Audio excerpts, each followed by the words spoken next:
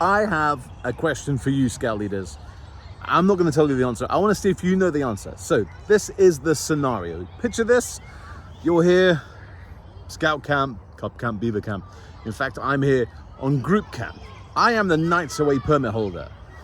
The situation is I have got to go and leave camp for, let's say, a family emergency, yeah? So I've got to go. I'm the only Nights Away permit holder here. We have 52 young people here. We have lots of leaders that are DBS checked. They're fine, they're all in the hut, but I've got to go. My question to you, do I have to cancel the camp? Because I'm the Nights Away permit holder and I can't come back. What is the answer to my scenario? Comment below what you would do in this situation. Context-wise, it is 5:10 Saturday afternoon, evening, whatever you want to say.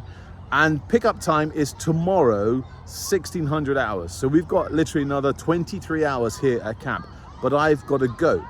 What would you do? As the Nights Away permit holder, would you cancel the camp, call the parents, come and collect, we've got to cancel, or carry on the camp till tomorrow morning, knowing that you have not a Nights Away permit holder on site? Let me know.